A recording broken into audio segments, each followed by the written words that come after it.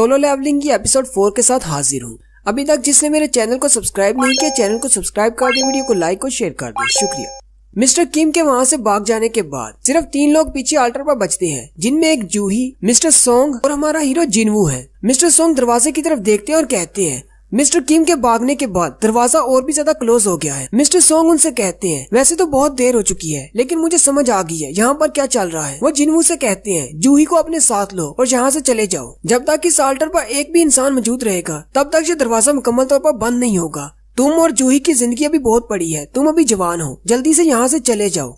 Mister song जूही से कहते हैं जिनवू की मदद करो और दोनों यहाँ से निकल जाओ। लेकिन जूही डर के मारे जमीन पर बैठी होती है और उसकी टांगे बिल्कुल भी काम नहीं कर रही होती, क्योंकि थोड़ी देर पहले उसने अपनी सारी पावर इस्तेमाल कर दी थी जिनवू को हील करने में। जूही मिस्टर सोंग से कहती है लेकिन मेरी टांगे काम नहीं कर रही, मैं चल नहीं पाऊंगी। जूही वहीं पर बैठकर रोना शुरू कर देती है। मिस्टर सोंग जूही से कहते हैं मुझे लगता है शायद तुमने अपनी माना की पावर बहुत ज्यादा इस्तेमाल कर दी, इसी वजह से अब तुम्हारी टांगे काम नहीं कर रही। जिनवू मिस्टर सोंग से कहता है आप जूही को अपने साथ लें और यहाँ से चले जाएं। वैसे भी मेरी एक टांग नहीं है, मैं चल नहीं पाऊंगा। आप जूही को उठा लें और यहाँ से बाहर चले जाएं, मैं यहीं पर रुकता हूँ। जूही चिल्लाकर जिनवू से कहती है नहीं, तुम्हारे बजाय मैं यहाँ पर रुकती हूँ। जिनवू जूही से कहता है मैंने तुमसे वादा किया था कि यहाँ से बाहर जाकर तुम्हें खाना खिलाऊंगा। साथ ही जिनवू अपना मैजिकल कोर उसे देते हुए कहता है तुम जाकर खाना खा लेना, मैं बाद में आकर तुम्हें ज्वाइन करूंगा। अगर मैं जिंदा वापस आ गया तो मैं तुमसे अपना मैजिकल कोर वापस ले लूंगा और खाना भी खाऊंगा। जूही रोना शुरू कर देती है। मिस्टर सोंग उसकी गर्दन में मारते हैं जिससे वो बेहोश हो जाती है और कहते हैं बच्चों वाली बातों का वक्त नहीं, और साथ ही जूही को अपने कंधे पर उठा लेते हैं। जिनवू मिस्टर सोंग से कहता है जूही का ख्याल रखना मेरे लिए। मिस्टर सोंग से कहते हैं हाँ मैं जरूर रखूंगा। फिर जिनवू वहीं पर उदास होकर बैठ जाता है, जबकि मिस्टर सोंग जूही को उठाकर वहाँ से चले जाते हैं।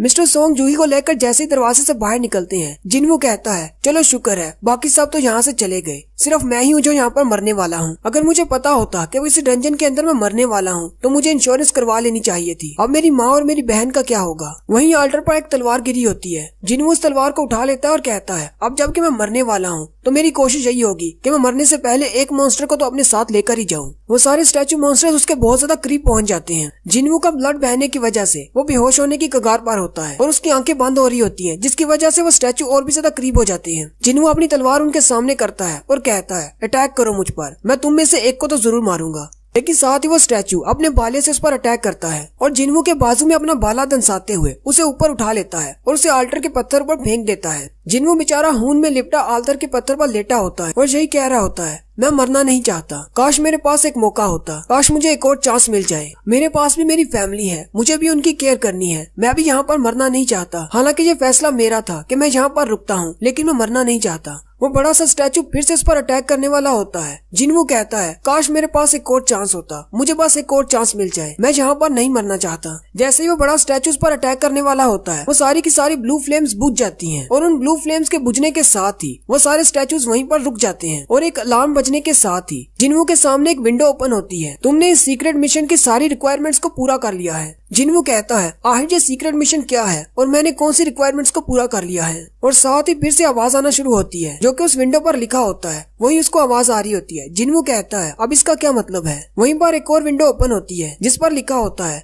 तुमने रिक्वायरमेंट्स पूरी कर ली, अब तुम एक प्लेयर बन सकते हो, क्या तुम एक प्लेयर बनना चाहोगे। तुम्हारे पास ज्यादा वक्त नहीं बचा, अगर तुम एक्सेप्ट नहीं करते तो 0.02 सेकंड्स के अंदर ही तुम मर जाओगे, और अगर तुम एक्सेप्ट करते हो तो तुम एक प्लेयर बन जाओगे। जिनवू कहता है अगर मैं एक्सेप्ट करता हूँ तो मुझे मरना नहीं पड़ेगा, मुझे लगता है शायद यही वो सेकंड चांस है जिसका मुझे इंतजार था। मुझे मरना नहीं है, मुझे एक्सेप्ट है, मैं प्लेयर बनना चाहूंगा। जिनवू जल्दी से एक्सेप्ट कर लेता है। उस विंडो पर लिखा जाता है वेलकम प्लेयर, और साथ ही जिनवू की बॉडी में से रोशनी निकलती है और वो सारे स्टैचू खत्म हो जाते हैं। नेक्स्ट सीन में जैसे जिनवू की आंख खुलती है, जिनवू एक हॉस्पिटल के बिस्तर पर बैठा होता है। जिनवू अपने आसपास देखता है और कहता है क्या मैं कोई सपना देख रहा था। उसी वक्त दरवाजा खुलता है और हंटर एसोसिएशन गिल्ड से 2 इंस्पेक्टर आते हैं। जिनवू उन दोनों से पूछता है तुम लोग कौन हो। वो लोग उसे कहते हैं हमें माफ कर देना, हम तुम्हें डराना नहीं चाहते थे, लेकिन हम काफी देर से तुम्हारा इंतजार कर रहे हैं कि कब तुम्हें होश आएगी। हम लोग कोरियन हंटर गिल्ड्स के इंस्पेक्टर हैं। जिनवू उनसे कहता है लेकिन इंस्पेक्टर्स मुझसे मिलने के लिए क्यों आए हैं। वो इंस्पेक्टर्स जिनवू को बताते हैं कि तुम पिछले 3 दिन से बेहोश थे।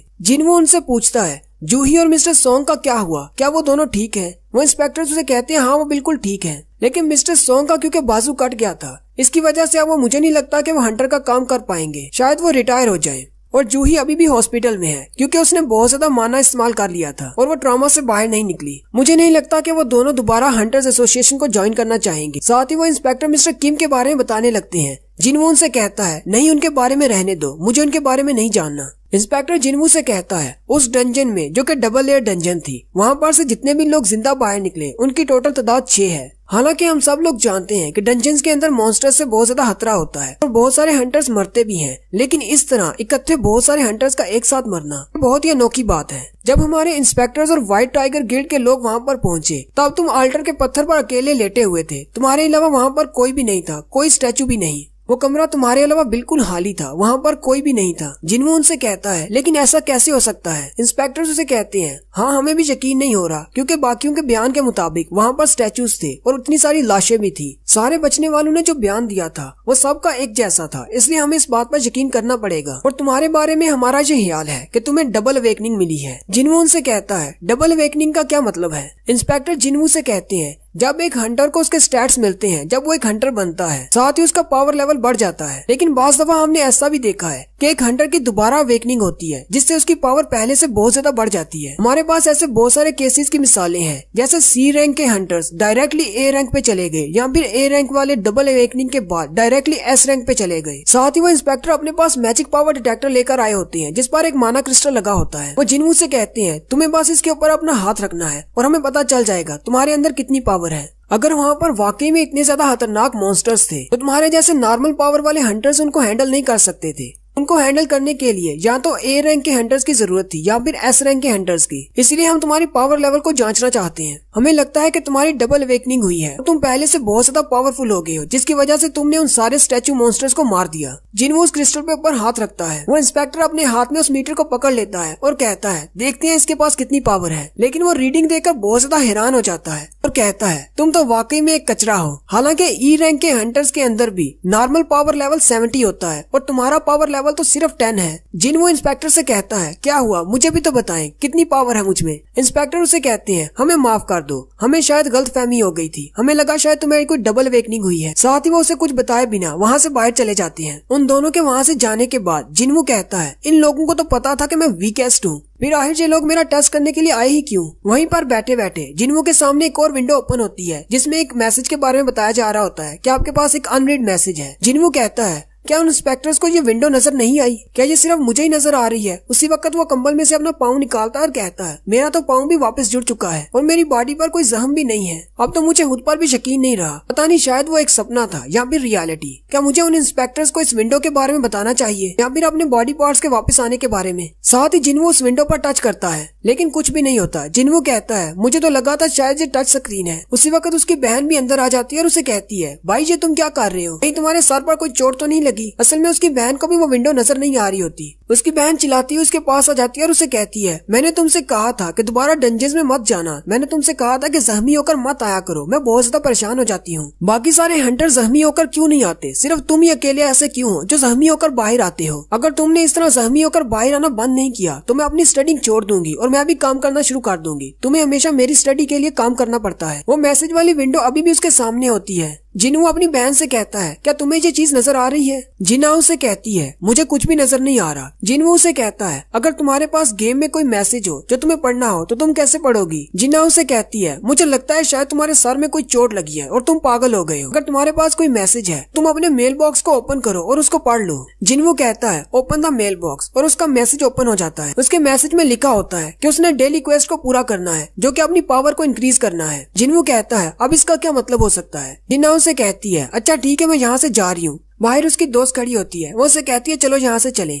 और वो दोनों हॉस्पिटल से चली जाती हैं। जिनवू के पास और भी बहुत सारी विंडोज ओपन होती हैं जिनमें लिखा होता है कि एक प्लेयर के पास ये विंडोज ओपन होती हैं, ये गाइड के तौर पर हंटर को ग्रो करने में मदद करेंगी, इससे हंटर पावरफुल बन सकता है। साथ ही एक वार्निंग होती है अगर प्लेयर वो सब कुछ नहीं करता जो कि उसे विंडो में बताया जाता है, यानी डेली उसे जो भी मिशन दिया जाता है अगर वो पूरा नहीं करता तो उसे पेनल्टी दी जाएगी, यानी उसे सजा मिलेगी। जिनवू कहता है मुझे तो इसकी जरा भी समझ नहीं आ रही, आखिर यहाँ पर हो क्या रहा है? साथ ही उसे याद आता है कि डंजन के अंदर जब वो बेहोश होने वाला था तब उसके सामने ऐसी एक विंडो ओपन हुई थी, तब उसने एक्सेप्ट किया था कि वो एक प्लेयर बनने वाला है। उसे फिर से एक मैसेज आता है जिसमें लिखा होता है कि तुम्हें अपनी डेली क्वेस्ट को पूरा करना है। तो उसका डेली का पहला मिशन ये होता है कि उसे स्ट्रॉन्ग बनना है, जबकि उसके मिशन की डायरेक्शन भी उसे दी जाती है, जिसमें उसे पुशअप्स करनी होती है, चिन अप्स, पुशअप्स, स्क्वाट्स और 10 किलोमीटर की दौड़ भी लगानी होती है। और नीचे एक घड़ी होती है जहाँ पर टाइमर चल रहा होता है। जिन्हों मुझे देखकर हंसना शुरू कर देता है और कहता है, मुझे लगता है शायद मेरे साथ कोई मजाक हो रहा है। मैं तो पहले से ही हॉस्पिटल में एक पेशेंट की तरह हूँ, मैं ये सब कुछ कैसे कर सकता हूँ। वो वहीं पर बिस्तर पर लेट जाता है और कहता है, मैं थोड़ी देर के लिए सो जाता हूँ, फिर उठकर देखता हूँ क्या करना है। लेकिन उसके मिशन का टाइम चल रहा होता है। जैसे ही उसके मिशन की टाइम लिमिट खत्म हो जाती है, उसकी घड़ी का रंग सुर्ख हो जाता है, अलार्म बजना शुरू हो जाता है और कहा जाता है कि तुमने अपने मिशन को पूरा नहीं किया, इसलिए अब तुम्हें पनिशमेंट मिलेगी। उसी वक्त जिन्वू का बिस्तर हिलना शुरू हो जाता है। जिन्वू कहता है, आयुष यहाँ पर चल क्या रहा है। वहीं पर बिस्तर पर बैठे बैठे सब कुछ चेंज हो जाता है। वो एक हॉस्पिटल के कमरे की बजाय एक बड़े से रेगिस्तान में बैठा होता है। जिन्वू बहुत ज्यादा हैरान हो जाता है और कहता है, मैं अचानक हॉस्पिटल से एक रेगिस्तान में कैसे आ गया। उसी वक्त उसके पीछे से एक बड़ा सा सेंटीपीड मॉन्स्टर निकलता है और साथ ही उसकी पनिशमेंट की डायरेक्शन भी उसे मैसेज बॉक्स में दिखाई जाती है, जिसमें उसे कहा जाता है कि अब सजा के तौर पर तुम्हें 4 घंटे इसी डेजर्ट के अंदर रहना है और इस सेंटीपीड मॉन्स्टर से बचना है। जिन्वू उस बड़े से मॉन्स्टर की तरफ देखता है और हंसते हुए कहता है, मुझे लगता है मेरे साथ मजाक ही हो रहा है। और यहीं पर हमारी एपिसोड 4 का एंड होता है।